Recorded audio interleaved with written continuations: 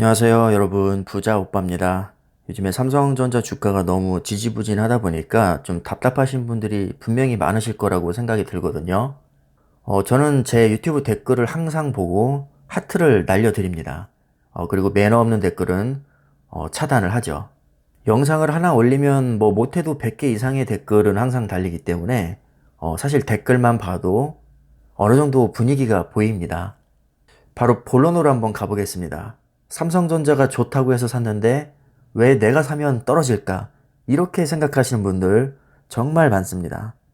솔직히 주식을 하는 사람이라면 누구도 피해갈 수 없는 질문이죠. 저조차도 이렇게 생각이 들 때가 솔직히 많습니다. 근데 왜 그런가 생각을 해보면 내가 사는 순간부터 관심을 갖기 때문입니다.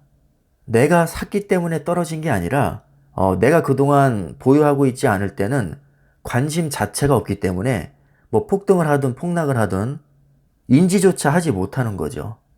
요즘에는 네이버에 가면 수십 년 차트를 손쉽게 볼 수 있기 때문에 여러분들이 직접 확인을 해보시면 바로 알 수 있습니다.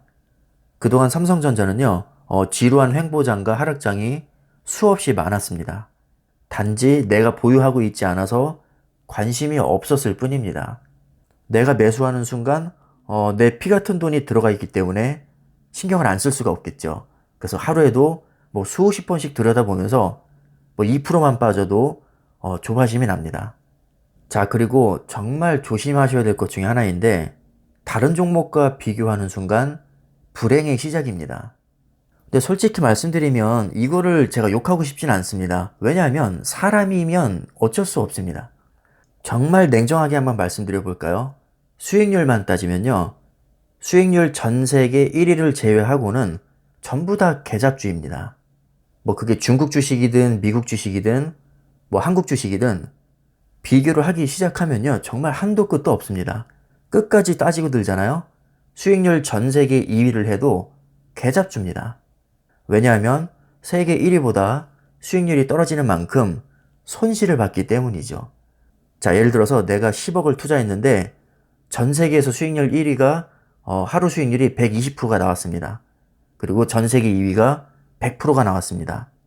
심지어 내가 세계 2위 주식에 투자해서 100%의 수익을 얻었다고 해도 1위와 비교하면 20% 손실이 난 거죠.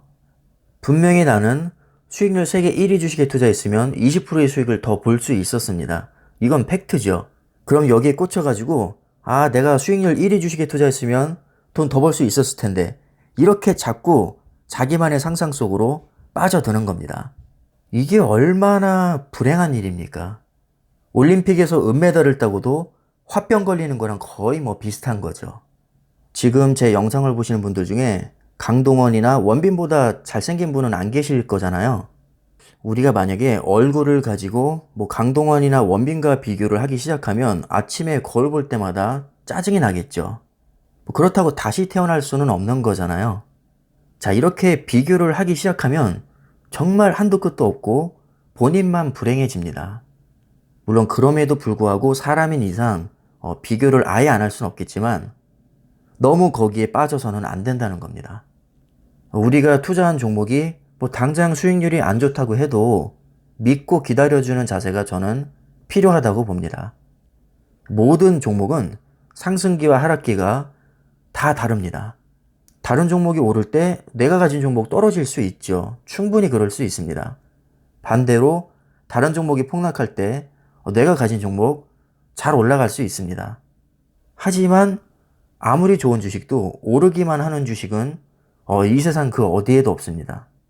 자, 결국에 주식은 확률 싸움입니다. 아무리 우리가 분석을 완벽하게 해도 100% 확률을 만들 수는 없죠. 우리가 삼성전자나 애플 같은 우량주에 투자하는 이유는 상승할 확률이 그래도 다른 종목에 비해서는 단 1%라도 높기 때문일 겁니다.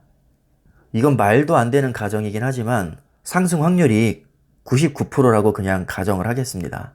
심지어 99% 확률이라도 내가 99% 안에 못 들 수도 있는 거거든요.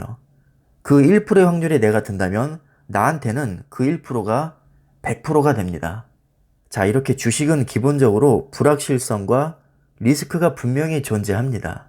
정말 족보도 없는 계잡주가 상한가를 치고 초우량주가 폭락하는 것은 주식에서는 너무나도 흔한 일이죠. 당연히 상식적으로 이해가 안 갑니다. 자, 하지만 팩트는요, 이런 비상식적인 일이 비일비재하게 일어나는 게 바로 주식시장입니다. 이것을 인정하지 못하면 주식을 하는 내내 극심한 스트레스에 시달릴 수밖에 없습니다. 주식시장에서 발생하는 모든 일들이 다 이유가 있고 근거가 있고 합리적이고 절대 그렇지 않다는 거죠. 제가 볼 때는 기본적으로 이런 것들을 이해하지 못하기 때문에 예를 들면 호재가 많은데 왜 주가는 안 오르나요? 이런 질문들을 하시는 겁니다. 호재가 있다고 무조건 당장 주가가 오르면 뉴스만 보면서 단타 치면 세계적인 부호가 될 수 있겠죠. 아침에 일어나서 뉴스를 봤는데 좋은 주식이 있네. 그러면 주식 몰빵하고 외국인이랑 연기금이 겁나게 팔아제끼니까 당연히 주가는 오를 수가 없겠지. 무조건 전량 매도. 그리고 6월 이후에는 다시 오를 거니까 전량 매수. 이렇게 주식이 간단하면 누구나 세계적인 부호가 되어 있겠죠. 자, 하지만 주식은 그렇게 단순하지 않습니다. 이건 제가 그냥 만들어 본 질문인데요. 어차피 호재가 있어도 안 오르는데 기업 분석할 필요가 있나요? 만약에 이렇게 누군가 묻는다면 저는 반대로 한번 질문을 하겠습니다. 어차피 공부해도 성적이 안 오르는데 공부할 필요가 있나요? 좋은 성적을 받기 위해서는 반드시 공부를 해야 됩니다. 하지만 공부를 한다고 해서 좋은 성적을 받는다는 보장은 없죠.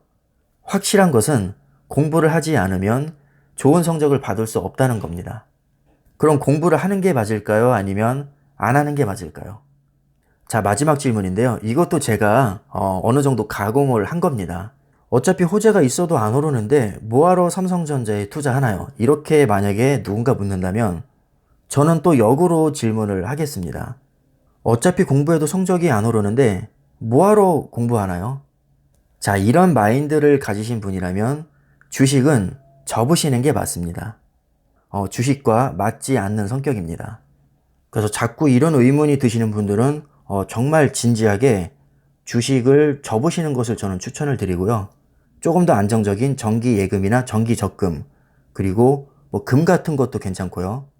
채권도 괜찮습니다. 기대 수익률이 높지는 않겠지만 최소한 스트레스는 크게 받지 않을 겁니다. 결론적으로 각자의 성격에 맞는 좋은 재테크를 저는 선택을 하시는 게 좋다고 보고요.